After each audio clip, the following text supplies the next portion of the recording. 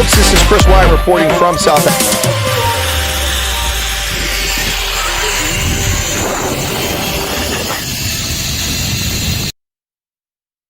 Hello, folks, and welcome back once again to Chris Wyatt Reports. This is Chris live in central Pennsylvania on Friday, April 5th, 2024. Good to have you back with me once again. Sorry, the button's undone there. It looks a little bit unprofessional. Let's fix that. Welcome back to the program, ladies and gentlemen, on a Lekker Friday. Good to see you all once again. How's it going around the world? Where are you at? China, Andre Jacobs, New Zealand, Peter, Ireland, Viking Boar, UK, Hendo, Fiona, Keith Alderson, Fleshin, or South Africa, Namibia, somewhere in between, Botswana, even a few viewers there, folks. Welcome back to the program. It's Friday. I just returned. I'm able to get to the studio today. I was able to cut away from my events this morning, which were supposed to keep me busy until about 5 o'clock today. Got the work taken care of, so able to get out of there, and didn't have a lot of time to Menage a Trois in Seattle. Okay, well, thank you. I didn't realize that, Menage a Trois. Welcome from the coffee capital of America. Yes, Seattle's best coffee, Caribou, Starbucks, Pike Place, the Space Needle. Wow, all that stuff going on out there in Seattle. Courtney Bride is in from Utah. We do have folks here in the U.S. Of course, Roy in Pennsylvania. Picky is also here in Pennsylvania, but northeastern Pennsylvania. So welcome, and I'll say greetings to everybody here in just a moment. I don't have a lot of news to cover today, but a few things. There's been an earthquake right here in Pennsylvania. We felt the aftershocks, apparently, of what's going on there. No, Arctic, you are making a false claim. I never claimed it's the best coffee. I said it's the coffee capital of America. Never said it was the best coffee. Never said that. Coffee in the USA does not suck. We have some of the world's best coffee. You need to quit going to chain stores and go to a proper place to get your coffee. But yes, Americans in general, until 30 years ago, drank swill, which is disguised as coffee. But Americans became connoisseurs of coffee, courtesy of the Starbucks revolution, which ironically, not the very good coffee, but it prompted a lot of people to get back into coffee brewing. And we have some very good here. Alex Beck, Canada, but not in Michigan now. Hey, Alex, welcome to the program there. All right, excellent. Good to see you there. So, no, what I said, Arctic, was the coffee capital of America. That would be Seattle. Yep, that's where the birthplace of the coffee chains really got going. Of course, it was based off an Italian model, and Starbucks has perfected the Italian model. Whether you like the coffee or not, it's a whole other story. I'm not a coffee fan. Those of you who know me know that I don't drink coffee. So when I lift this beverage to my lips in a moment, I'm not being a hypocrite because this isn't coffee. There's coffee base in here, so yes, there's coffee in it. But that's like saying that that you're a tomato connoisseur because you're eating spaghetti. Now, spaghetti sauce goes on the noodles. It's the pasta that matters. Yeah, there's coffee base in here, but it's mostly milk and sugar, and that's why I drink it up. Menage a Trois says, love espresso. Oh, I detest that stuff. It's like drinking high-test motor oil. I was forced to drink that when I was stationed in Italy. So, yeah, you lived in Rome. I didn't know that. I went to Rome many, many times. Let's say hello to everybody in the chat. And we got a super chat already. Woohoo! Where's my bell? I missed that. It was during the music. So, Borjo on a Friday there. A lekker Freitag for the Afrikaans speakers in the crowd. And, of course, South Africa. Zuid-Afrika. Yes, my mooiste land. Zuid-Afrika. Yep. Rainbow Nasi. Anyway, let's get to it. So Debbie was here. Yes, 4.7 magnitude earthquake rattles New Jersey. I read that it was higher than that, 5.4. I must have got bad information. But I didn't really feel it. But I did talk to people. I was about 20 kilometers west of where I'm currently sitting, and 20 kilometers west didn't even feel anything. Of course, I was driving, I think, when it happened, so might have just missed it. But I talked to people that were stationary, and they did feel it, the aftershocks and the effects of that earthquake over here in this part of the state, just 20 kilometers away. So, Ants is here, Leah Menard. Ken Ernsten says, a lekker Freitag an für allemaal. Yes, a lovely Friday evening for everyone. Thank you very much, Ken. It's a great Ken Ernsten there sharing that. Courtney McBride says, today's the first day off I've had in weeks. I'm so exhausted. It is a beleaguered institution, much like our military is becoming, although they're in probably worse shape than the military. Charles Van Onsland's here. Allison Johnson. Courtney, there's Janet Liddy. Have you seen the show Babylon Beatline? You must be using the, I'm not sure Beatline. That must be the German. But in English, it's called Babylon Berlin. Yeah, I've seen the show. It's a cesspool of sex and perversion on television. Something leftists love. Yeah, Babylon Berlin. It's, I can't remember if it's on Netflix or if it's on Amazon Prime, but it's been out for a few years. I think it's over now. I tried watching it, but I was like, I lost interest pretty quickly. Yep. Yeah, Babylon, Berlin. Oh, there you go. You've typed it correctly. Babylon, Berlin. Yep. Good afternoon from windy Cape Town. Monray Sieber, it's Andreo Fick. Welcome to you. And thank you for the $5 super chat there, Courtney. I appreciate that. Given how much money I've spent in postage the past few weeks, that gives me a little bit back from the postage I've been giving the U.S. Postal Service. I have paid the U.S. Postal Service somewhere in the order of over $2,000 in the past few weeks. Yep. Hey, Ken. Con Engman's in from the Netherlands. Welcome for you. Always good to see you giving us the time. Solar eclipse, April 8th. Hopefully you get to see it. Now, I doubt we're going to see it. There are lots of rains. I am in a zone that's going to be 90% eclipsed, but not in the direct path. Its direct path is northwest of where my current location is. So if I'm able to, and it's not raining, and we can see the light changing is worthwhile, I will, because I think at that hour I'll be free, I will go outside with my tripod and my mobile device, and I will hook up a microphone to my jacket, and we will cover the eclipse, but I will not look at it. And hopefully you'll see it get darker or dusky. So I'll try to cover it, try to give you live coverage of the eclipse. Yep, from here. So, all right, who else we got here? Sue Walsh is back. Sue is in. Arctic is here. Menage a Trois is in Seattle, as he said. And then Garrett is in. Welcome, Garrett. Dusty from Cape Town. It's funny because Dusty is in Cape Town, but I think of Dusty, I think of the Karoo. Yes, and Arctic is coming about the coffee, and then my chat just went crazy. Let's go back up here. All right, I got it again, and we're back. Oh, Alex is from Canada, but he's in Michigan now. Well, that's like Canada South, man, especially if you're in the UP, the Upper Peninsula. Can't stand coffee. Okay, and then here we go, catching up now. Brett says, have you heard about South African English teacher in China that was assaulted by her employer, consulate in the department? No, I hadn't heard about that, Brett. Wow, that's pretty sad. Ian C. did a segment, you might want to get a teacher in the show. Okay, Brett, send me a message, okay. YouTube keeps buffering for me. Sorry to hear that, Charles. Yeah, the data connection in South Africa is still kind of horked up. Ever since the cables got spliced there. Oh, we've got some more super chats coming in here. What's that? Why my music's not on? There we go. So, wow. On 10 gifted memberships. I'm way behind here in the chat. So there's Matt Canale membership. Thank you, Matt. I think that's a gifted one. Or is it? Is it Matt's? Stupid YouTube. Okay. Hang on. Oh, and here we go. Mike. Hey, in Pennsylvania. 2 Americans. The first 2 out get membership are Americans. Starbucks' horse piss caribou is even worse, says Arctic. Yeah, I will confirm that caribou is pretty bad. Laudine Monday in Cape Town area got membership. Yeah, it's a shame because caribou is such a cool logo, such a cool name. It would have been a great coffee place, but they kind of screwed the pooch. Airports are closed due to the earthquake for a few hours. All airports or just the ones in New Jersey?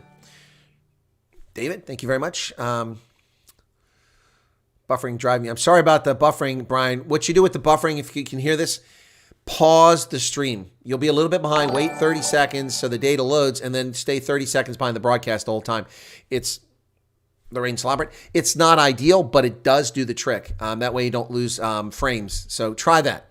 Try to stop, just push pause, and wait 30 seconds. Now, lady. And then it should do it. So Courtney did another super chat and said, are you still coming to Utah?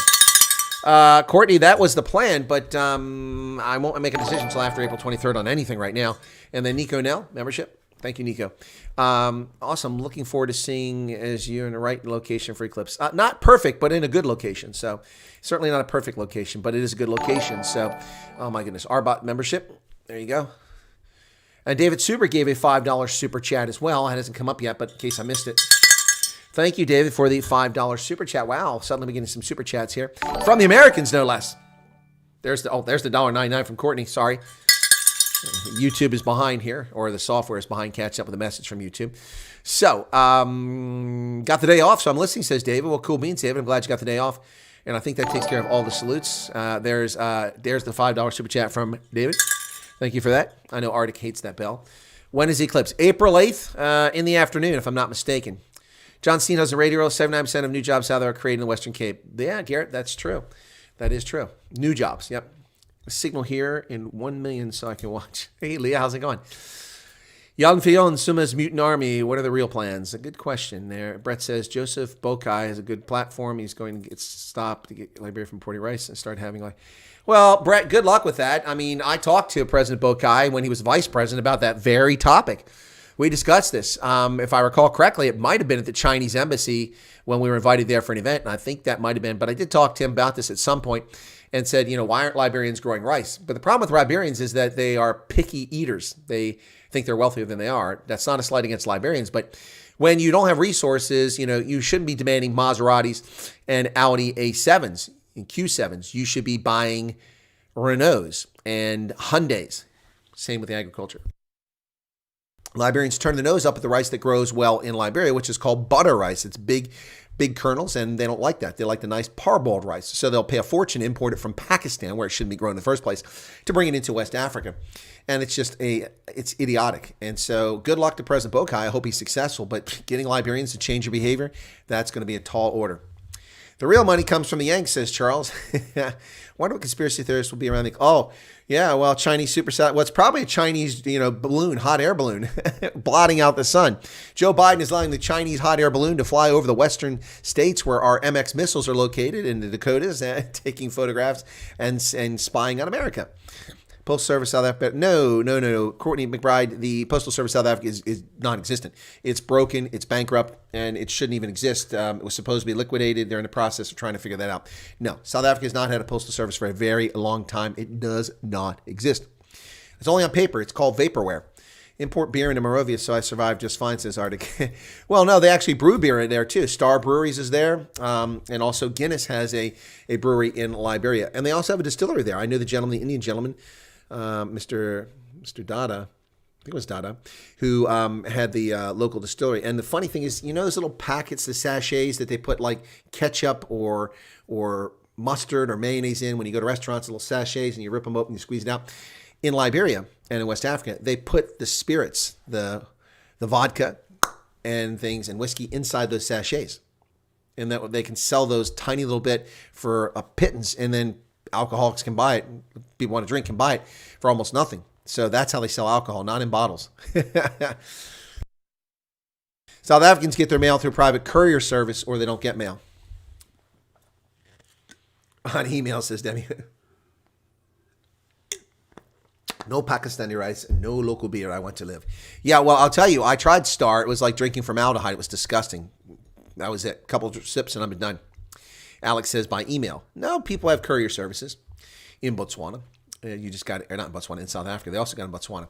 Anyway, sent the link he requested. Thank you very much, Brett. I appreciate that. I'll try to get to it when I get to it, but I'm supposed to be in 4 places right now.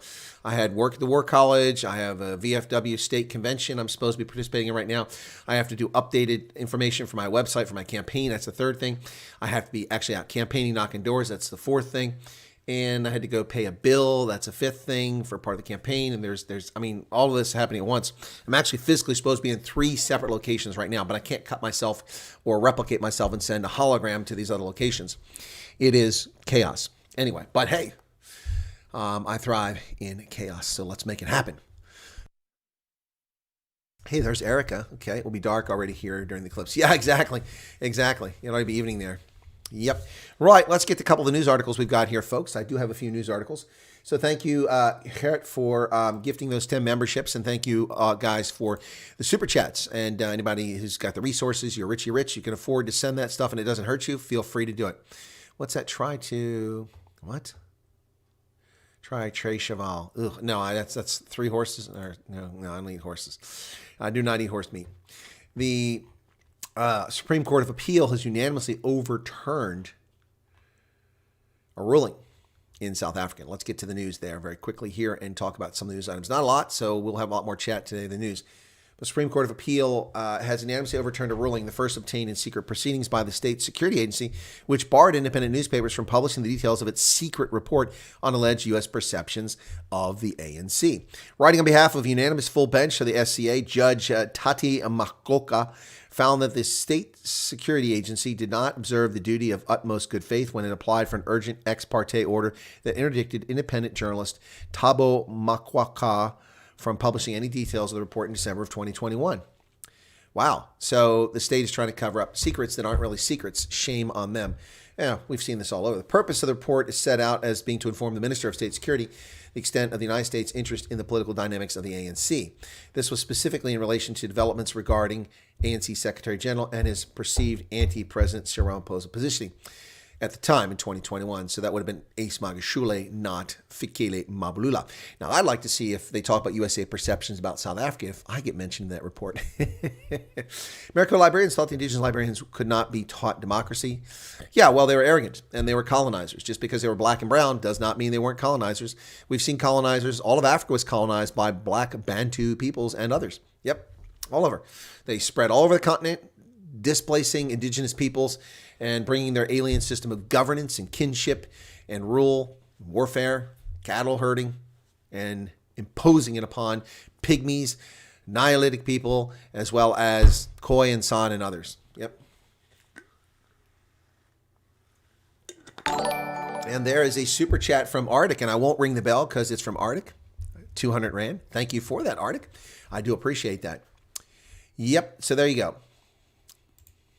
Cruise liner has collided with a cargo ship in Cape Town. Wow, that's something. Cruise liner collided with a container ship in the port of Cape Town this morning. Ambassador Cruise Line confirmed that its vessel Ambiance was involved in a berthing incident while arriving in Cape Town for a scheduled visit. It departed from Durban 3 days ago. Strong winds and large waves were seen in the harbor and may have played a part in the incident. It took place just before 6 in the morning when Ambiance made contact with a container ship Gray Fox while attempting to berth. Ambassador Cruise Line. Wow. Was that ship named after me, the Gray Fox? Or is that Silver Fox? Yikes. Really? They think USA gives a crap about South African politicians? Some supporters of apartheid thought that blacks in Khoisan could not be taught democracy. I think democracy can be taught. I don't care about teaching democracy. I care about teaching representative republics. What now? Seriously, ridiculous. Good one, the Silver Fox. Yeah, thank you very much. Thank you very much. I'll be here all week on stage. Where are the tugboats? Well, I think they were in Baltimore, Charles. They weren't available in Cape Town. The tugs were in Baltimore. Moonbass said, "Hey, my goodness, you're back. Evening all. Glad to be back with intelligent conversation. Have you been stuck listening to some ANC and EFF caters? Have you missing intelligent conversation? Despite the assistance of 2 tugs and a pilot," aha, Charles, there's the answer. 2 tugs and a pilot, Ambiance was unable to maintain position in strong, gusting winds and made contact with the container ship, which was already alongside. Wow. Both ships report only minor damage, no water ingress or pollution. No injuries have been reported to either guests or crew, and the Ambiance is now safely alongside, close to the cruise passenger terminal. Well done. So there were tugs. Actually, you can see where they struck each other. Hang on a second. Let me zoom up here. Somebody took a picture of it. Must have been somebody on the dock when it happened. So you can see where, and the cruise ship is the one that's responsible. Poor Gray Fox was anchored at port. The Gray Fox, the Silver Fox was at port and got bumped by these guys. So let's, here we go. So check it out, folks. There is the cruise liner as it grazes the Gray Fox. Poor Gray Fox, man. They didn't do anything. Yeah, there are always tugs in port. Well, there were 2 tugs guiding it, but not enough. Not enough as the Ambiance grazed the Gray Fox. No serious damage. I mean, if you're wondering how big these ships are, look at the truck, the Bucky. Well, it's not a Bucky, but the truck on the left-hand side. That truck, which, has goods in it. Look, that thing is tiny, even compared to the Gray Fox, let alone to that cargo ship. I mean, the porthole windows there would fill up a significant portion of the windscreen. Yeah. Yeah, it's going to cost some money, Debbie. You were correct. But yeah, look at that. Something else. So be careful in Cape Town, folks. You take those cruise ships, you never know what's going to happen.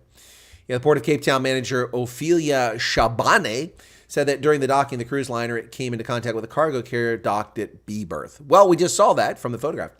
No injuries were reported, and port operations continue as normal. Have not been impacted by the incident.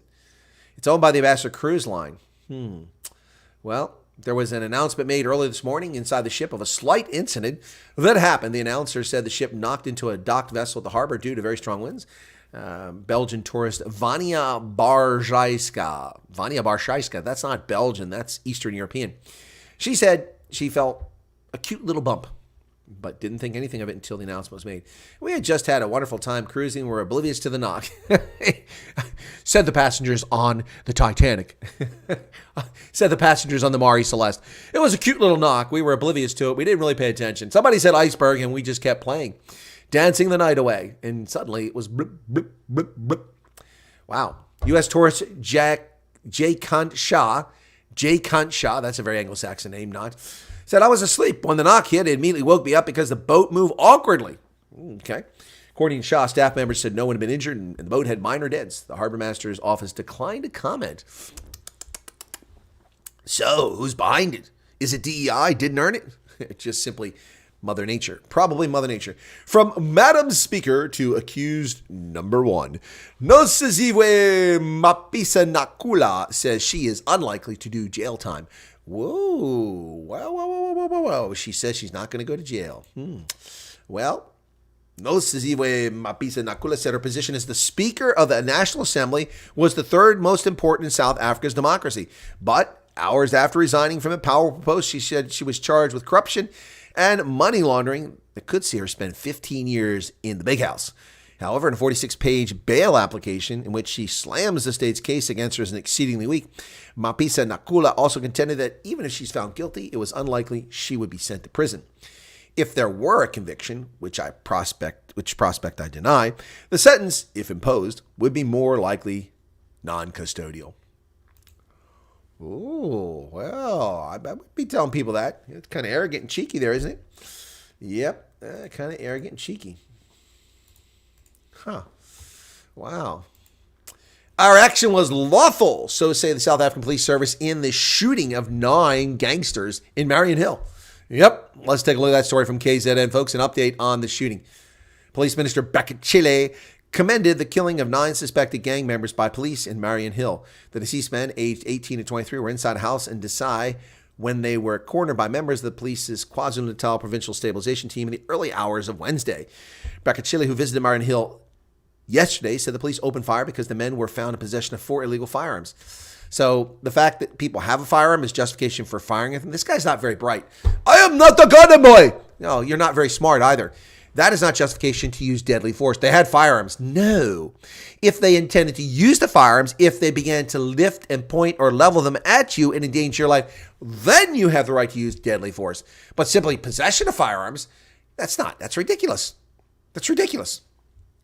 Of course, they probably were pointing at the cops, and that's probably, but Beckett Chile is not the sharpest tool in the woodshed. Yeah. So, Beckett Chile said these suspects linked to various incidents of crime in his community, including 23 house robberies, murder, and even rape, none of which they've been convicted of, all of which they probably committed. He said the police actions were justified because residents had long complained of violent crimes. So people complain about violent crimes and they point the finger at somebody, the cops can just go and shoot. This guy's a moron. I mean, he's a complete idiot. He's got the intellectual capacity of, I don't know, a barn swallow. Well, that's probably demeaning to barn swallows. But Beckett Chile is not a very bright individual. Well, they had firearms. They were in possession of firearms, so we just lit them up. Well, the community complained about them, so we just lit them up. No. If you have credible information, you arrest them, you detain them, you process them, and you prosecute them. You don't simply up and shoot it. I mean, look, people are all excited. Well, hey, they're gone. They're out of the way. But that's not the rule of law. You don't have the authority to start shooting citizens because somebody complained about them. I mean, look, I complain about Beckett Chile all day. Does that mean that people should go shoot him? The cops should show up and shoot him? No, it's ridiculous. What an idiot. What an absolute idiot. Wow. Wow.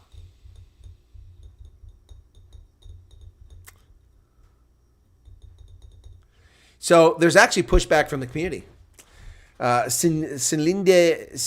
Slindile Maktatini, owner of the house where the killing took place, asked Beckett Chile why the suspected gang members were not arrested instead. Well, there you go. That's exactly what I said.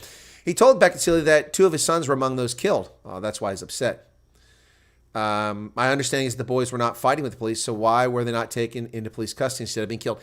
Exactly what I said. This should be the scandal that leads to the resignation of the incompetent garden boy in chief. Yep. The gentleman described himself as a builder and said he was not at home when the killing took place. He added, it's unjust that even those who were innocent died. Is it lawful that everyone was shot dead? Weren't the police supposed to incarcerate those who committed crimes? Exactly. Exactly. The police have no carte blanche, no pun intended, South Africa. They have no carte blanche to simply open fire on people. They must present a credible threat and endanger life, limb, or property. There's no indication that anyone shot at them. Wow. Or even leveled a firearm at them. This is crazy.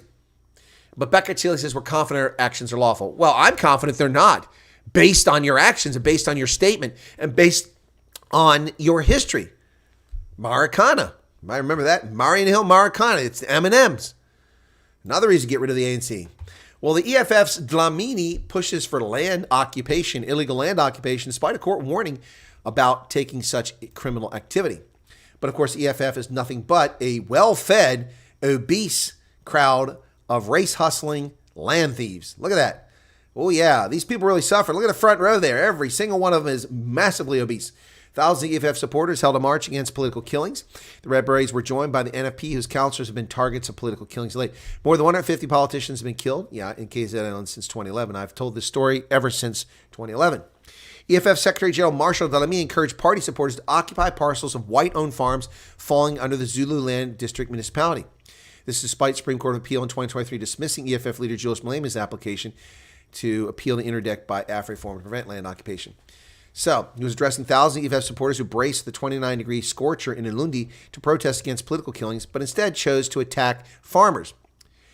He said, "Tell Fandemerva in Abu Kulusi, hey, white man, you've had your land for a long time. We shouldn't discuss this.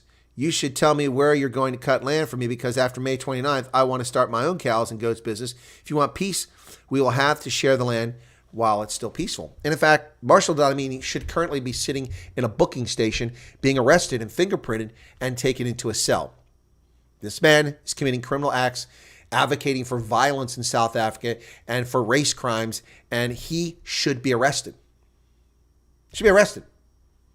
If people can be arrested for uttering the K word, that right there should get someone arrested in South Africa. John Jarvis says, whatever you think, there's been overwhelming support for the police regarding the actions. Well, great, John. Let's just go murder everybody. Oh, my neighbor said something evil. Let's go shoot them. Seriously? Seriously? I don't care what support is. Leaders don't bend with the wind. Leaders don't lead by polling. Leaders do not lead when the mob wants justice. Leaders lead all the time and make the hard decisions, whether they're popular or not. It's not in the best interest for society for the police to simply open fire on anybody they suspect of being a criminal. If someone does not present a danger, you do not have the right to take their life. It's as simple as that. Had that been a white farmer, he'd already be strung up or in jail with no bail. This is not acceptable. I don't care what the popular overwhelming opinion is. I don't care. Right, moral, and just all the time. Nothing else. So Dlamini, this is bogus racist nonsense. He needs to be called for this. He told the EFF crowd that the time of black people being poor is now over. No, it's not. Because you're being led by incompetent idiots. And you have even more incompetent race-hustling idiots who want to run the country, the EFF and MK. We're tired of working in Abu Kulisi farms.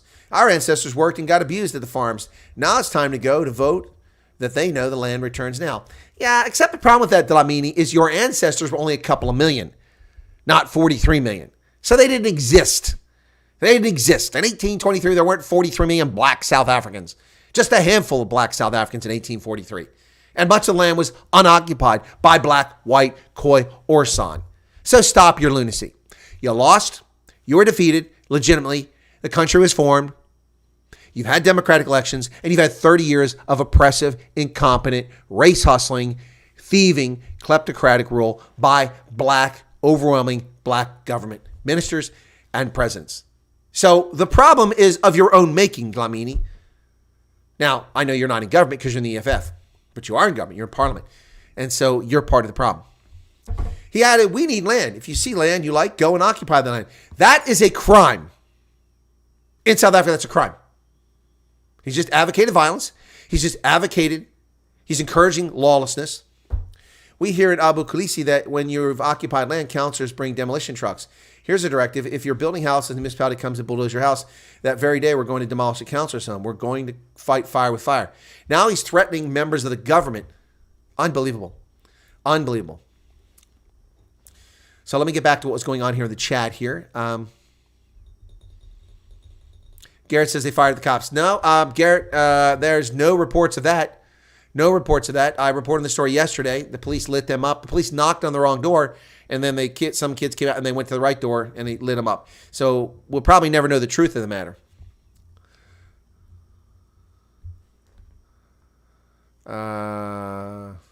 What's this?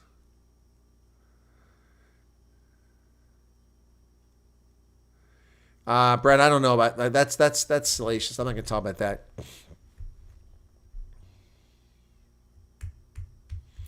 John Cena will not become the president of South Africa. It's not going to happen.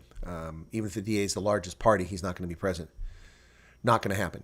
It'll be Valenkosi Hlabisa from the Inkatha Freedom Party, and who's a good guy. He'll be a good president. Sit down, Mr. Malema. Order. The garden boy wants to talk. Hey, Debbie. Artie says Beckett Sealy isn't even the woodshed. Chrissy has a garden boy qualification. Beckett Sealy's even worse in the woodwork in school than Malema, says Moonbase. My goodness. Itog is the turd on the lawn. Everyone steps around it. There are law of actions because he said so. Aish. Wow. John Jarvis. Okay, I answered John's. Okay. I saw that too. What's this? All those farmers had to negotiate with the Zulu monarch when they purchased the land. Slippery pickle. That's a very broad statement, and it's not entirely accurate. I can tell you it's not entirely accurate because I know in the 1980s, 2.5 million black South Africans were dislocated from their land, and many commercial farmers in Northwest Province, what's now Northwest Province, and in the Transvaal were relocated to KZN and given land in compensation for land taken from them in what became Bophuthatswana under Lucas Mangope. And so that's a very broad statement. You can't make such broad statements. There may be some people that purchase land from Zulu monarch, but there's also people who won it as a right of conquest. There's other people who bought it from legitimate landowners. Land has changed hand dozens, if not hundreds of times in many cases. It's a very broad statement. You got to be careful there. There's no death penalty. Officially speaking, apparently I was wrong. They'll need to gain 8-10% will need to become the rider on the ANC back. That's true. Canada moving towards totalitarianism. Courtney, it did that the moment that it used terrorist legislation, anti-terror legislation, to prosecute law-abiding Canadian citizens who had a protest against the oppressive, fascist, illegal actions of Jussi Trudeau. So it became a totalitarian state long ago. Excuse me, my boots are killing me. I got to take them off. My feet are really acting up. Biggest joke today, Julius said he will back and what if they make Floyd Minister of Finance. Can you imagine the EFF in charge of finance? You think the VBS bank scandal is bad? Wait till the EFF has control of the purse strings in South Africa. You thought the ANC was good at kleptocracy. No, the EFF will just rob the country blind. Yep, they will absolutely rob the country blind. I mean, we still are waiting for accountability on VBS. The only person prosecuted and convicted in the VBS scandal are the white bankers who were in collusion with Floyd Shivambu and the other EFF members who have been accused of what they did there. So the only ones convicted are the white guys.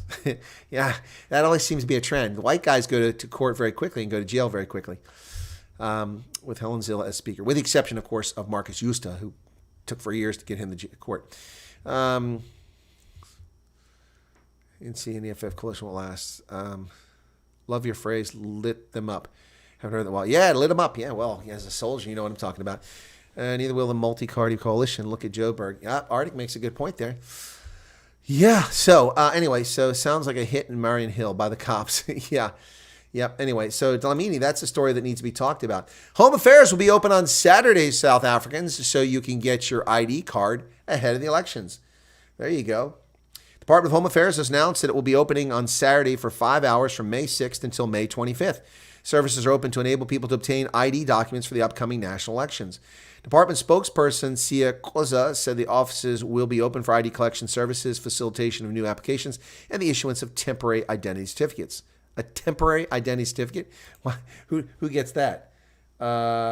Excuse me, folks, just a second. I got to take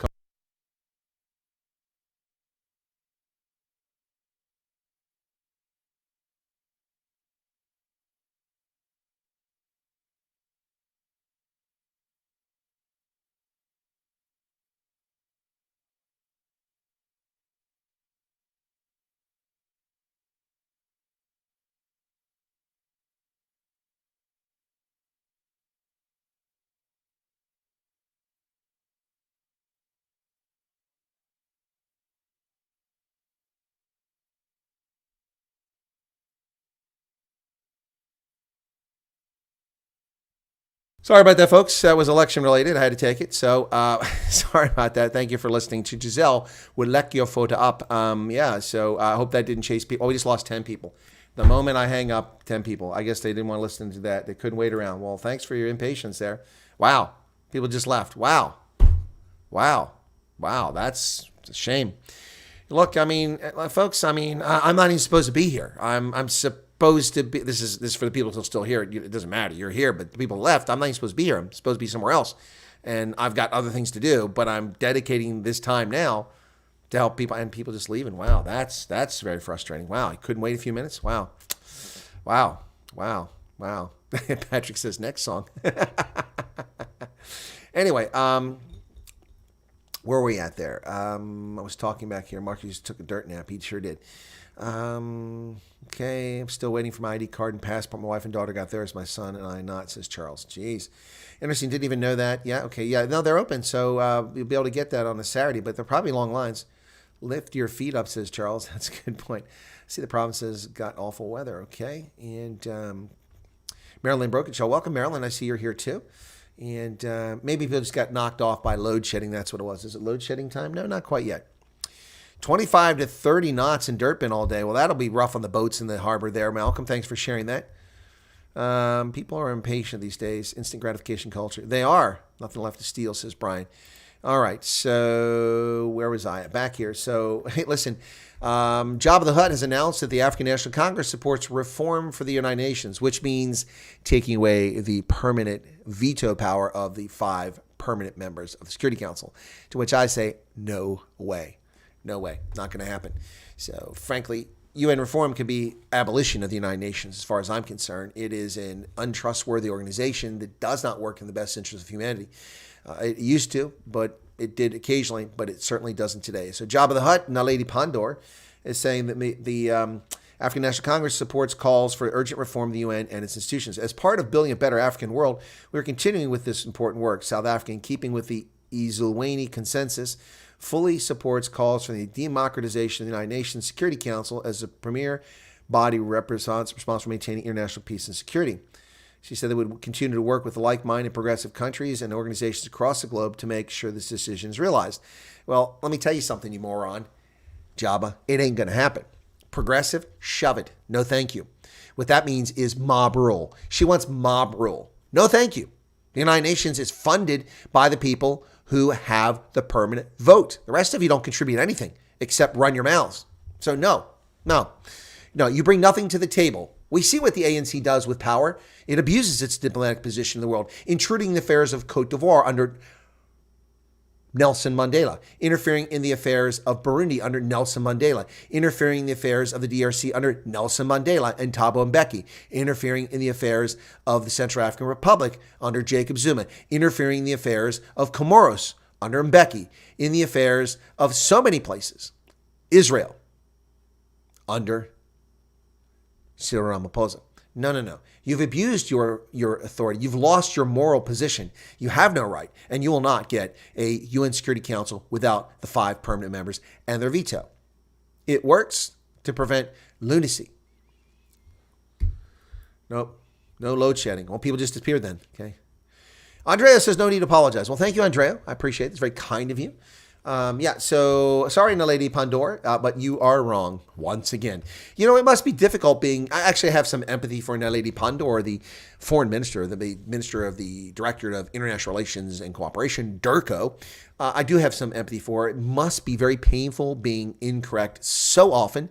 It must really weigh down on your consciousness and really just drive you nuts when, that happens. So you're just always wrong. Well, the Israeli government has said that the IDF was wrong in its attack. Israel says troops lacked grounds for a strike that killed aid workers in Gaza. 7 workers were killed after an item, possibly a bag, was mistakenly thought to be a gun. That's odd. Israeli drone team that killed 7 aid workers from World Central Kitchen after mistaking them for Hamas militants lacked the evidence to order the strikes and twice violated the military's operating rules. The team earlier this week struck each of the aid group's 3 vehicles in succession after spotting something slung over the shoulder of one passenger, possibly a bag. That wasn't enough to justify the strike on the passenger's vehicle or the other 2 vehicles, the military said. The 2 officers have been dismissed and reprimanded 3 others. The military does not publicize its rules of engagement, but they do shift during conflict. The fatal strikes followed a series of mistaken assumptions that could have been prevented had the military properly passed along the details of the humanitarian convoy to the commanders who ultimately ordered the strikes. World Central Kitchen had shared those details with proper military authorities, but they were lost somewhere in the chain of command. Now, that's just unacceptable. That's not acceptable. Look, I'm not criticizing Israel, but I am criticizing the IDF. You cannot have that happen. The aid workers were there. They passed the information. They cooperated, and that should have been shared with the proper authorities. This is a mistake.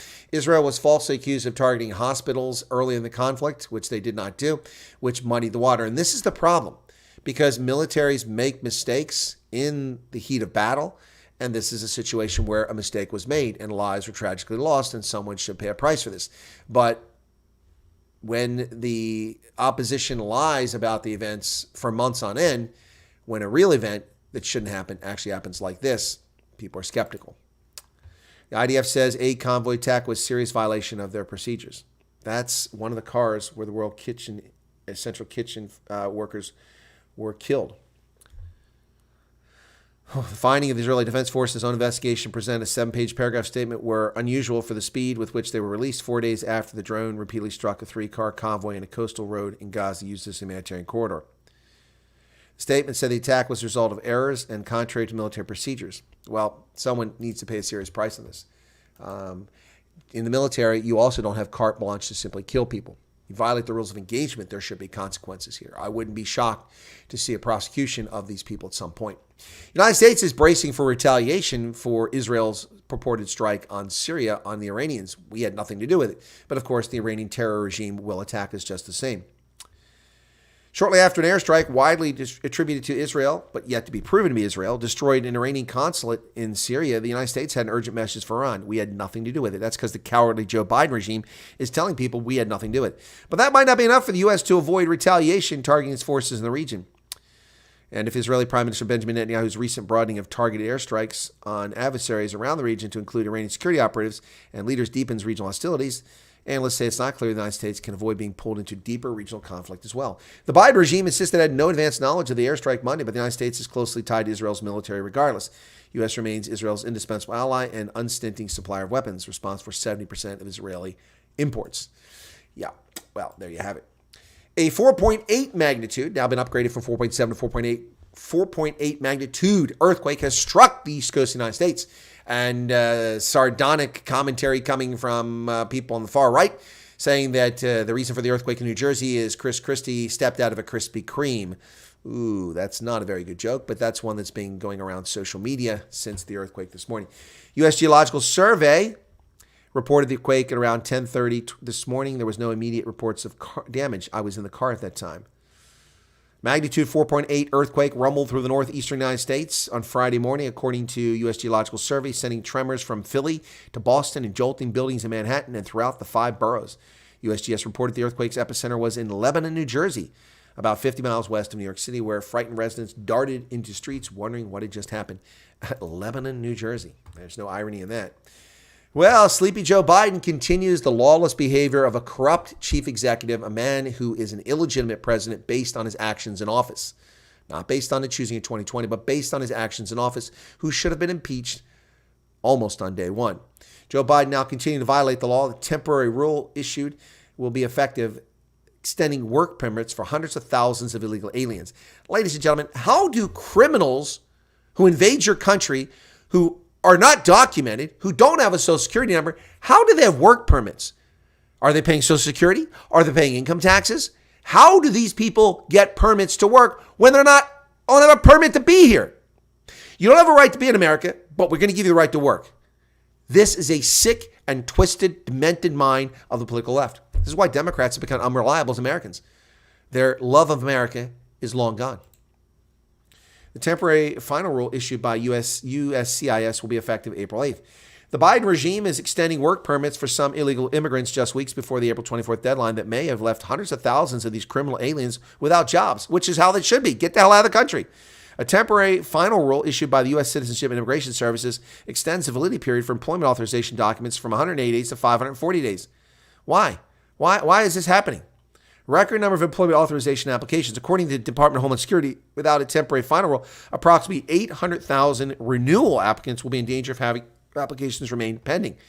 Why do they even have a permit to work in this country when they're not even here legally? They don't have a permit to be in the country, but they have a permit to work? This is just sick. It doesn't matter whether they're bad people. They're bad people by invading our country, Courtney. When will leftists get it in their head that violating our sovereignty is an insult to our nation? That makes them bad people. I don't want to care about how loving and how tragic it was.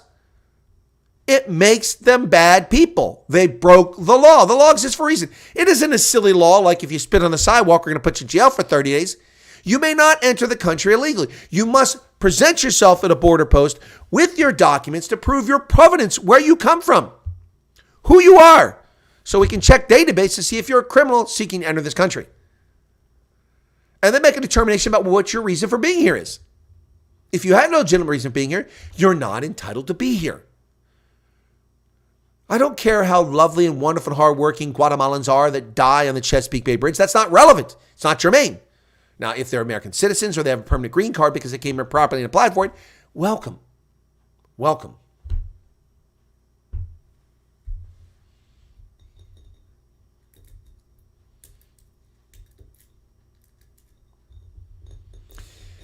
John says, Chris is good, but by no means most people's single source of information. Well, John, I would hope I'm not most people's single source of information. I do hope that. Never ask anyone to make me your sole source of information. Never did. People should read and listen and decide for themselves. What I do is expose the frauds and hypocrisy and break things down in a way that anybody, brilliant or otherwise, can understand. Yep. The New York Attorney General Letitia James shows her true colors. She doesn't care about justice. She doesn't care about getting the rule of law. It's all about getting Trump, getting Orange Man bad, get Whitey. That's what it's all about. And the proof in the pudding is this. Trump posts a $175 million ridiculous bond. Remember that Bernie Madoff had a $10 million bond for his freedom. And yeah, $10 million in a judgment against him. $10 million. The man stole billions of dollars. Trump didn't steal anything. He followed standard real estate practices and lending practices and borrowed money from Deutsche Bank, who courted him. He paid it back on time with interest. No harm, no foul. Nobody was denied a loan. He got no special actions. Yet he has a $453 million judgment against him by some sick, twisted, fraudulent, someone who must be disbarred clown of a judge.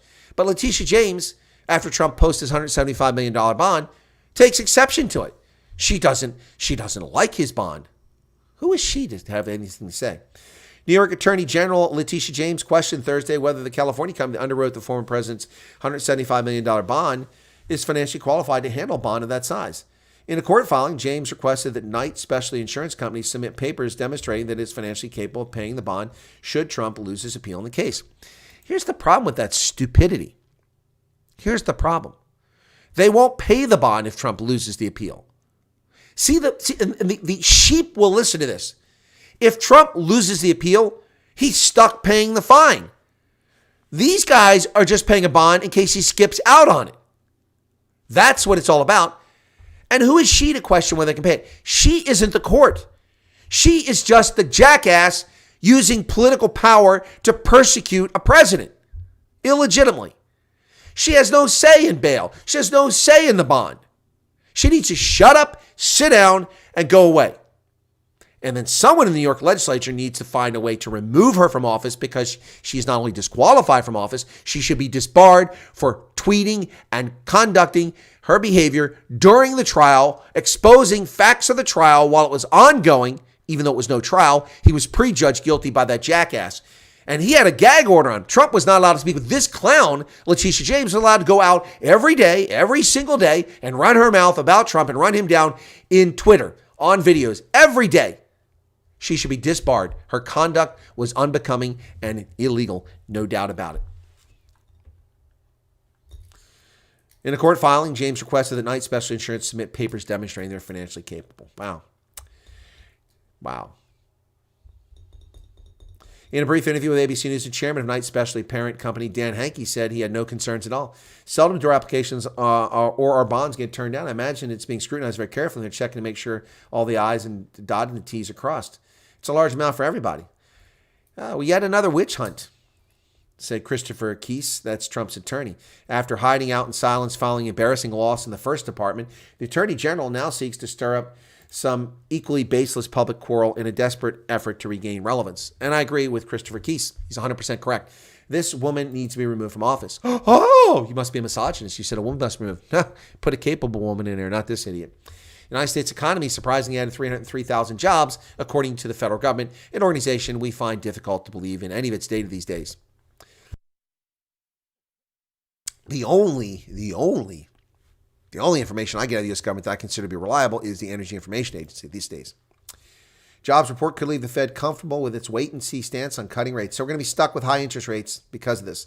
U.S. employers added a seasonally adjusted 303,000 jobs, something more than 200,000 that they expected. Well, they only expected 200,000 because last month the report was so bad. The reports have been so bad since November that they downgraded. See, this is where the media lies to you. It's a surprise. Look how much they got. They got 330,000 jobs. In April, we should be adding 500,000 jobs or more, not 303,000. That's the truth of the matter. So statistics work very well for people who want to use them. And that's what's being done here. So they were having low expectations because of how bad it's been. And now because it exceeded that by 50%, wow, it's good. No, it should have been 500,000 or more. 170 plus million jobs in this economy. We're adding 300,000. It's a fraction of a percent. Well, it's not a fraction of a percent. It's a couple percent. It's a fraction of a percent. Biden says U.S. economy is doing well. Trump says it's a cesspool. And what does CNBC, the leftist property of Comcast, have to say? President Joe Biden is fighting to persuade Americans the economy is the world's best. It's not the world's best. Now listen to that. Listen to that statement, that it's the world's best economy. That's not true. And CNBC lies to its viewers right after this, its readers. His opponent, Trump, routinely depicts the United States as a commercial wasteland. Courtney Bragg gave another super chat, says, what will you do if Trump picks Tulsi as his VP? I won't do anything. I'll vote for Trump. I don't care who the vice president is, as long as it's not Kamala Harris. By the numbers, Biden is correct. America's economy is stronger than any other developed nations. See how CNBC turns the story. They say that Biden is fighting to persuade Americans the U.S. is the world's best economy. Then they tell the truth. They say that America's economy is stronger than that of other developed nations. Yeah, because the Germans are in trouble because they've collapsed their energy industry. The French are in trouble because they're just French. The UK is in trouble because they didn't earn it, and the games are playing there. And Japan is seeing a resurgence in the Nikkei, but not in its economy. So there you go. Manipulating statistics, that's what they're very good at. Well, Trump, okay, so we've been hearing for months now, hell, Donald Trump is not making any money. He's not getting donations. He's in trouble. Joe Biden is rolling in record donations, ostensibly from idiots. Rolling in so much money's coming to Joe Biden. Funny thing happened on the way to the forum, ladies and gentlemen. Mega donors will boost the former president's campaign coffers by a record amount for a single event this weekend at Palm Beach. Trump will make $43 million at a fundraiser. Joe Biden's record is just $26 million. Boy, Joe is looking pretty frail there, isn't he? Thanks to one big fundraiser in Palm Beach, former President Trump will emerge $43 million richer this weekend, an event hosted, confirmed by the Epoch Times. The response to our fundraising efforts has been overwhelming. We've raised over $43 million, said billionaire John Paulson in an email. This is massive support amongst a broad spectrum of donors. The amount secured for the April 6th inaugural leadership dinner is 65% higher than the record-breaking $26 million that Joe Biden got last week in the Big Apple when Barack Hussein, I Hate America, Obama, and other leftist hate wankers all showed up to raise money, just $26 million. So all we're hearing is about how much money Biden has been getting, but guess what? Trump's going to outdo him. Not a surprise at all. It's a lot of ice cream, $26 million. The Biden regime finalized a rule to prevent federal employees from being fired. So once again, the leftist deep state is protecting apparatchiks, protecting bureaucrats in government. Now, make no mistake, we have a lot of patriotic, dedicated, hardworking Americans who work in a government bureaucracy right here in central Pennsylvania. We have, of course, the Naval Support Group. We have the new Cumberland Army Depot. Lots of fantastic, dedicated federal civil servants working in those two locations. However, Our federal civil service is loaded with a number of people who put their party affiliation before their patriotism in their job. And we saw it during the Trump administration when actions in the FBI, actions in the IRS, actions in Homeland Security were not done, or other things that were simply done that weren't authorized to undermine the President of the United States. Courtney Bride has given another super chat. Trump is now peddling a what? What's a bib? What's a bib? What are you talking about? I don't know what was that all about. I have no idea what you're talking about. So, what's this all about? Well, let's take a look. The Biden administration is enacting a rule that will protect lifelong federal employees from potentially being fired by a future president. The Office of Personnel Management issued a rule yesterday designed to prevent career bureaucrats from being involuntarily shifted in employment categories exempt from civil service protections. The final rule honors our 2.2 million career civil servants, helping ensure that people are hired and fired based on merit and that they can carry out their duties based on their expertise and not political loyalty. When in reality, it's just the opposite. Former President Trump issued an executive order towards the end of this administration creating a new category, Schedule F, for policymaking employees that would make it easier to fire them. People who make policy are not government workers. They're appointees, and they should be gone at the discretion of the government right now. Biden can fire any appointee that Trump put in there. And so should the next president have that ability.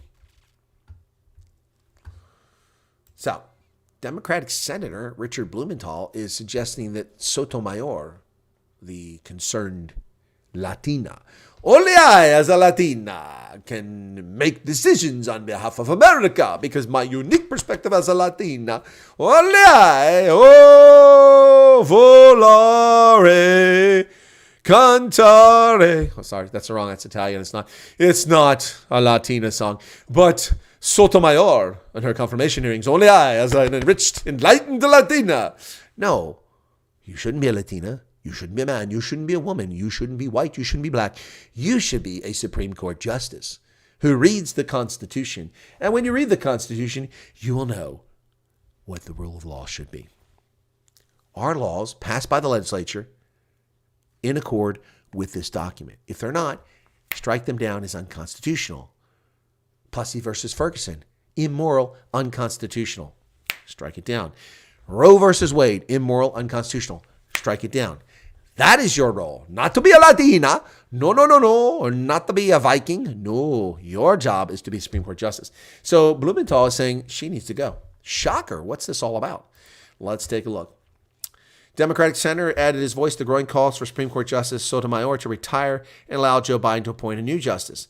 Senator Richard Blumenthal said Sotomayor should weigh the competing factors when it comes to considering when to leave the bench. I'm very respectful of Justice Sotomayor, Blumenthal told NBC. I have great admiration for her, but I think she really has to weigh the competing factors. At 69, Sotomayor is the current oldest Democrat-appointed justice. She's not publicly responded to the calls and has made no indication about retiring. Well. So the Democrats are trying to perpetuate another Democratic seat, not get good governance and good court for us.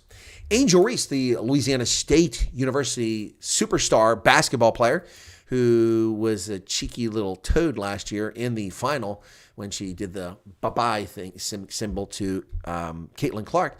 Apparently, she, by the way, she twisted her ankle, but she played she really put a gutty effort in there in a loss in the Elite Eight to Iowa this time around. But she whispered something. Angel Reese insisted before Monday night's highly anticipated LSU-Iowa March Madness matchup that there was no hate between her and Caitlin Clark. She displayed that after LSU's loss in the Elite Eight as they shared a hug after the game, with Reese whispering something into Clark's ear. Reese, 21, and Clark, 22, embraced while in the handshake line, and ESPN's Ryan Ruocco, who called the game with Basketball Hall of Famer Rebecca Lobo, said there was a murmur moment. Yes, there it is right there.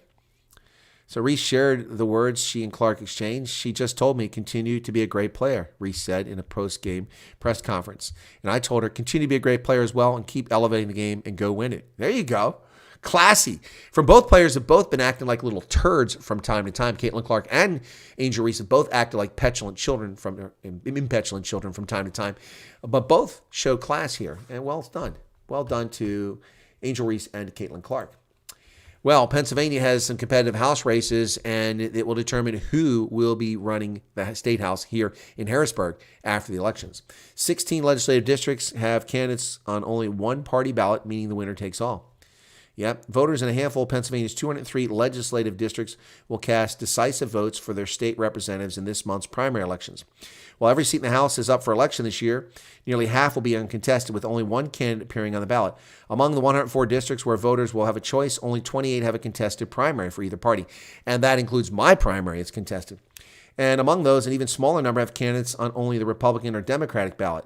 That would be mine. And while it's possible for a writing candidate to score victory, the last time that happened in General Assembly was when former state Senator Scott Wagner of York was elected by write-in in 2014.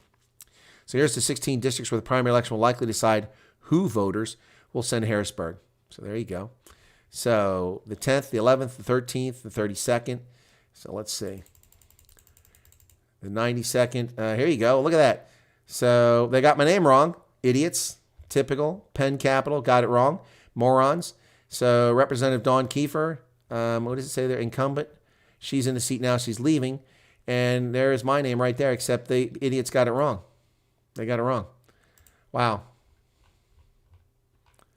Let's see what they got here. Oh, they don't cover our district. 90th, they don't even mention it. So the 92nd's not mentioned there. So look at that. But they have my district listed there, but they have my name incorrect. Well, lazy journalist, Peter Hall. Lazy journalist. Look at that. It's not Chris Wyatt. It says William Wyatt. Wrong, wrong, wrong, wrong, wrong, wrong. Well, typical lazy journalist. All right. I think Courtney McBride meant Bible. I don't know that Donald Trump's selling Bibles. I did see that somebody's selling fake $2 bills with Trump, and you get 10 for $20. And, that's just tacky. I don't know who's doing that. Okay. Apparently China's having financial problems. Yes. Gus is here. Who else we got? Menage a Trois. What time is it? It's after 1 o'clock. Super Chat messed up my grammar. So frustrating, says Courtney. I don't know about the Bible sales. I'd be surprised if Donald Trump himself is selling those Bibles. Anyway, 72 likes, 80 people currently here. Somebody hit that like button. Just make it happen. Come on. That was easy. You can do it, folks. You can do it. Where's that thing from Ronaldo? Did I get it? Let me see. Let me get that real quick. He sent me that, so hang on a second here. Ronaldo, where you at, buddy? There he is. Okay. See. Okay, here we go. Yeah, listen up, y'all. It's time to make a choice. In the 19th district, let's raise our voice. Chris Wyatt's the name, he's the one to elect. Got that Republican primary you better expect. From Pennsylvania, born and raised, Chris Wyatt's got a vision, let me amaze. Strong on the economy, he's got the plan, bringing jobs and prosperity. Yeah, every woman and man, vote for Wyatt. He's the one for you. He'll fight for your rights, he'll make things new. In the 92nd district, let's make a change. Chris Wyatt, the voice you can't rearrange. Vote for Wyatt. Vote for Wyatt. He's the one for you. He'll fight for your rights, he'll make things new. In the 92nd district, let's make a change. Chris Wyatt, the voice you can't rearrange. Vote for Wyatt. AI, artificially intelligence generated hip hop song. You gotta love it, folks. You gotta love it. You gotta love it. Ronaldo did that. I tried making one. They all came out pretty crappy. What the heck is that? Well, I tried doing it in a pop, but and I also put more lyrics in, but it just didn't come out well. So I mean that's pretty funny. Historic Tavern in Surrattsville, Maryland has a vintage post office. Okay. Trump is selling Bibles, says Mr. Green Jeans. Okay. All right. Yeah, the only problem I have with that is it says born and raised. I was raised in Pennsylvania for part of my childhood, but I wasn't born here. So that's factual. If it wasn't, I'd start passing it around. It's pretty funny. Old story, who judges the judges? Exactly. The Constitution is a living, breathing document. Part of its splendor is that it can be interpreted and applied according to modern times and situations. Yes and no, Courtney. Yes and no. It's pretty clear on small government. Suna's amazing. I've been amusing myself. Yeah, John, it's pretty funny. What's this YouTube? What's this? What did Gus say? 78. Oh, yeah, no, whatever. So AI raps better than Kitty Fiddler, Puffstein, Diddler. Oh, and no. That is so wrong, but so funny. Yeah, Nick, but listen to this. This one wasn't so good. Let me see. Downloads. Let me see. I've got this. Okay, this one here. Listen to this. This isn't as good. Wait, is that it? Hang on. Let me see. Yeah, here you go. Shoot, which one is it? I got to see which one is. Hang on a second. I got to do it by time. Come on. Property. So I don't know which one it is. One's really terrible. 924. So come on. Properties. 947. 947. Hang on a second.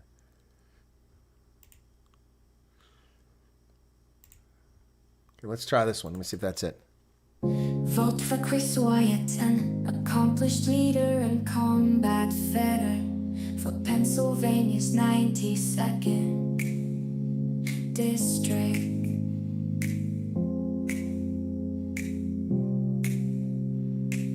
A man of integrity who will fight for your liberty, take back our country from entrenched interest. Chris will tackle inflation, fight for lower taxes, defend your medical freedom and protect our constitutional rights. Pro-Second Amendment, pro-life, pro-business. He fought for our freedoms overseas and will do so here in Pennsylvania.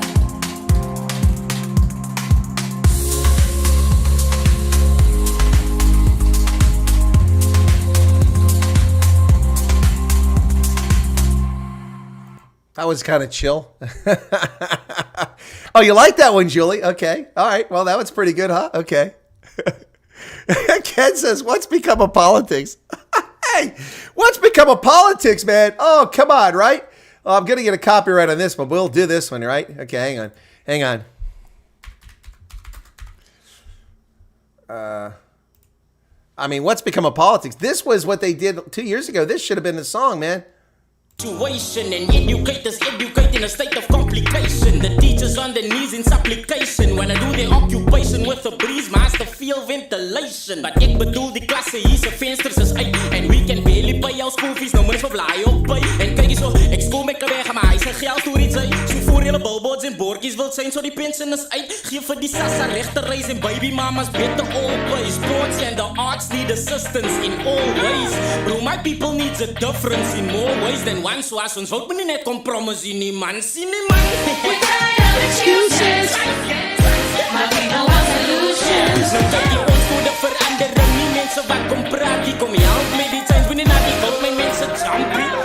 We're tired of excuses. People want solutions. Nou kyk jy ons voor die verandering. Nie mense wat kom praat, die kom help met die times. Wanneer na die wil my mense jumpie. Change, change, change today. No, I won't look the other way. We wanna see a better day for you and me. Change, change, change today. No, I won't look the other way. We wanna see a better day for Come on, Early B, bring it back, brother. The community create some opportunities. As potholes in die straat gee dit vir die ouens wat op die stoep sit. And truthfully, we need to lead with love, peace and unity. We tired of attending eulogies. So many aso praat die doen het. We're tired of attending eulogies. my people want solutions. We're tired of attending eulogies. That's right. Early B, folks, remember that from 2 years ago. Yeah, the DA squandered that brilliant piece of music there. Courtney's only Republican so I can vote in primary elections. Well, Courtney, that's just wrong, man. You're messing with elections. You should vote where you are. If you're a self-proclaimed Rhino, then perhaps just vote for Biden. John Jarvis, he probably will vote for Biden. Perhaps you should make a country song. No, Menage a Trois thought about it, but you get credits for that site and making those other ones I ran out. So you like that one. That was, Julie liked that one version. Yep. But not a rapper fan. No, I got you. I was just, Ronaldo made the first one. It was pretty good. Yep. Anyway, how is the DA not Exactly, Hendo. How did they not capitalize on the song from 2 years ago? I played it. Well, it's got 25,000 views. Okay, it's got more views than mine. But if you take all the times I played it with all my live streams, opening it up during the elections time, I probably got more views than this video did, which is a shame. Rob Rubman says, you're going the warmer part of the year. Our days are getting shorter. Yeah, we're other side of the world, flipped around. Things are backwards. Yep. So put in the sound of the Carnax. Okay, no wonder the world is going to crap, says Ken. Yeah, anyway, oh my word. Anyway, yeah, so very good. Better for your campaign. I don't know about that. Message is great, a little sleepy. Oh, yeah, the second one. Yeah, that was nice, but it's kind of sleepy. Yep. Oh dear, what has the world become? Ken, listen, quite frankly, the music is better than the politics, man. The politics sucks. And Julie liked it. Okay. All right, cool. Not bad for it. Yeah, Nick, it's artificial intelligence that did that. That's pretty wild. And it's AI raps better than Kitty Fiddler, Puff Steve Diddler. Oh dear God. I'm sorry. That's so funny. So funny. Yeah, Suno is pretty wild, isn't it, John Jarvis? Amazing what artificial intelligence can do. Crappy music, not rap. It says rap. Hey, Roger Rabbit's back, the original gangster. Good to see that. I'd like to see Sunak do a rap for his. Can you see? You can see he'd be so stiff, be like a stiff white boy in the boardroom trying to do that. A Celtic bugle. Okay, thank you. The actions of a defeated lefty.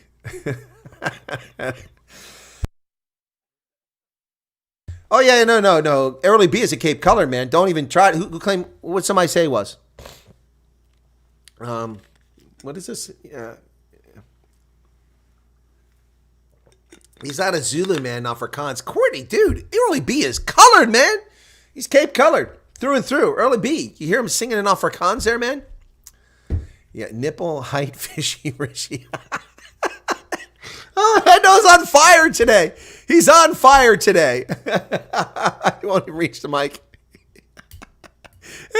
Oh, dear God, he couldn't do a Bollywood dance. Oh, let's do a Bollywood. Oh, God, I love Bollywood. Bollywood rocks, man. Let me see. Oh, man, Bollywood is awesome. Let me see. Let's try one here. Just a few seconds here. We opened our business. Now that's an ad. I don't want that. Okay. This one's a comedy song, Room. Okay, so let's see. Skip the ad. No, that's no good. Got to jump forward a little bit. Oh, that's some serious Bollywood there. Anyway, yeah, no, Bollywood's entertaining at times, folks. You know, you got to give it its due. It's a heck of a film industry, Bollywood. Anyway, yeah, so I have tomorrow off. I'll try and join the broadcast. Tomorrow is Saturday. I'm not sure if I'll be doing a broadcast, folks. I got to check. Well, that reminds me. I think I screwed up with my Super Brew, not getting my picks in because I bet they played some games today. I couldn't log into my mobile. For some reason, I was logged out. Agree. Let me see. Live results. Nope, I didn't miss any yet, so I got to pick today. Oh, I got to pick. Okay, these games are 3 o'clock. I better pick this one. I got Gloucester and Castris. Okay, let me pick that one real quick. Gloucester and Castris. Well, that's easy. Gloucester is going to win that one. Let's go Gloucester by 9. And then we got tomorrow, we got Clermont versus the Cheetahs. Oh, I want the Cheetahs to win, but Clermont is tough. Clermont by 7. Benetton and the Lions. The Lions are hot right now. Benetton just came back. They won 3 of 4, but in the Champions Cup, it's been a big break. I'm going to go on a flyer here and pick the Lions by 5. That's a, you know, Edinburgh and Bayonne. Why is Bayonne not having any results here? These teams don't have any results. That's odd. Anyway, I'll pick the rest later. So there you go. So that's it for now. So that gets me. So I've got today's game. So dashboard. Let me see. Today. Oh wait, Harlequins. Well, how's that not showing up here? Pick now. What's going on there? Oh, that's because it's the Champions Cup. Okay, so Harlequins versus Glasgow. That's a tough one. Harlequins are at home. I'm going to pick the Harlequins by 5. Bulls versus Lyon. They're at home, so I'm going to pick the Bulls by 7. Stormers hosting La Rochelle. I'm going to pick the Stormers because they're looking a lot better by 5 because La Rochelle's tough. Exeter versus Bath. That's a hard one, too. Exeter's at home. Let's go with Exeter by 6. Bordeaux over Saracens. Bordeaux's at home. Pick Bordeaux by 7. Leinster versus Leicester. Leinster's at home. That should be an easy win for them. 5. Northampton versus Munster. Northampton should win this one. Let's go by 8. Toulouse and Racing 92. Toulouse is undefeated. I'm going to pick Toulouse by 13. That's a big margin. That takes care of the Champions Cup. So I just got to finish some of the Challenge Cup stuff, and that covers me so that I don't miss any of the Super Brew picks. So, yeah, so upcoming, I got today, I'll get Utah versus, I get Major League Rugby's on tonight too. What the heck?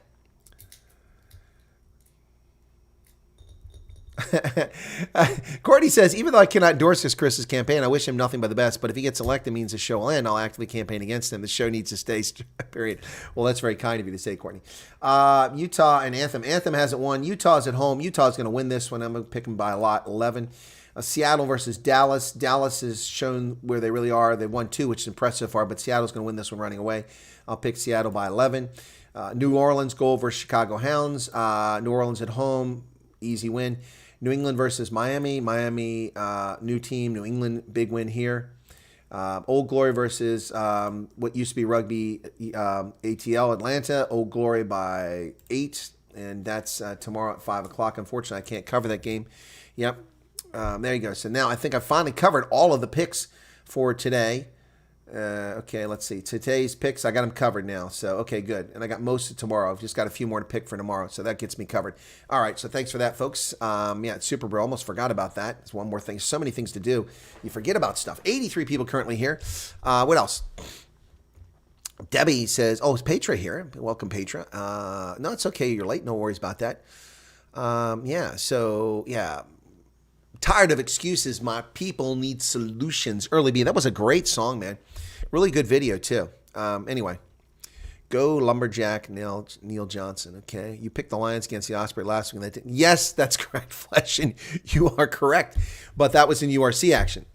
This is the Challenge Cup. And they're playing against a weaker opponent. Well, I don't know. Can you get much weaker than the Osprey? Ooh, there was maybe some mean Welsh comment there on my part. Sorry about that, Flesh. And ow, that's going to leave a mark. Here, let me pull that dagger out. Courtney says, I may be going to the Utah game tonight. Well, good, Courtney. I hope you do. Good. That'll be awesome. RR is fine. What's this? Okay. All right. Yeah, so Rugby Senate. Let me just see when I'm pretty sure I cannot do the game tomorrow, so let me go that. So tomorrow the Stormers is 10 a.m. No, I'm not going to be able to do that. It's going to be impossible for me to do it. So sorry, folks. Hopefully people won't abandon me on Rugby Senate because I have a couple weeks off here. Wisconsin. What about Wisconsin? Roger Rabbit says, Chris, great man. I respect his intellect, communication skills, and positivity. Much love, sir. You're very welcome. Kenosha. Oh, you're in Kenosha, Wisconsin. Okay. Well, why did you call it Kenosha? I get the link there. But I'm standing here in front of a mostly peaceful protest in Kenosha, Wisconsin.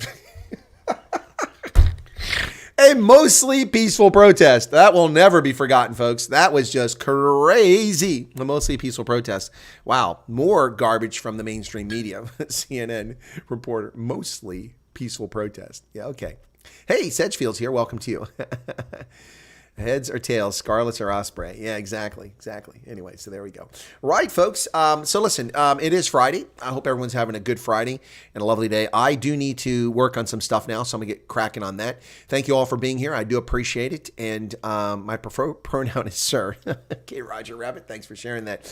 Good to see some folks in the chat today we haven't seen in a while, or they've just been quiet in the chat. Thank you all for being here. And I was a bit surprised by that one. I'll try to do a country version of the song. But yeah, it's having a little fun with artificial intelligence. It's pretty cool. You know, it's a lot cheaper than hiring an artist to make a song about you, right?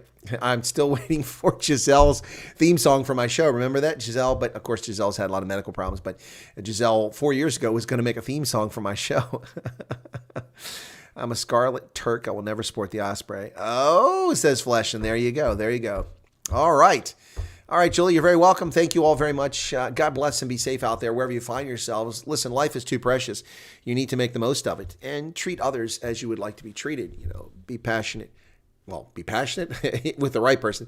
Become passionate with others and be fair. Do what's right, moral, and just each and every day of your life, and you can't go wrong. And don't worry about the haters. No matter how good a person you are, people will dislike you. It's just the nature of humans. Someone always has to have a beef. And you won't always satisfy the desires, wants, and needs of everyone around you. It's not that simple. As parents, we oftentimes deny our kids things they want. Not because we don't like them, but because it's inappropriate, we just can't afford it, or it's not the right time for something. Kids don't like that.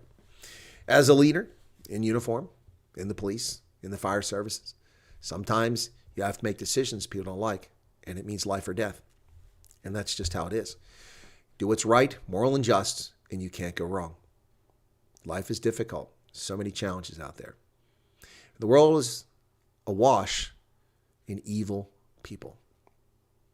Not a preponderance of them, but too many of them who seek to harm others, who seek to hurt others physically, take their lives away from them, take their property away from them, take their freedom and liberty away from them. And it's up to right, moral, and just men and women to stand up for what's right every day of their lives. None of us are perfect. If we were, we'd be gods. But we're not. We're just human beings. And we do the best we can. And with that, folks, thank you so much. If I am not able to do a live stream tomorrow, I'll try to do a short on my mobile just to give you an update, maybe from the campaign or for wherever I'm at, just to let you know what's going on. I've got like 5 events going on tomorrow, plus I got the rugby, plus it's just, and the clock is ticking on the election. I have to go knock on doors and meet people and ask them to vote for me. So going to be pretty busy, but I'll do my best to get something out to folks. Maybe I'll do a late night thing tonight from my hotel room. I have another event. I'm at a conference. I have to go to a conference, which intrudes in this. And next week, I've got the War College again. The week after that is the week before the election. And I've also got to do a guest appearance at Cornell University in New York, in Ithaca, New York, where I'll be speaking about the armed forces of Liberia, something I did in Chicago a few years ago. And I've been asked to come back and talk about it again. And I'll take a different approach on it. So thank you all so much. And I really do value your patronage, your super chats, your likes, your interaction in the conversation.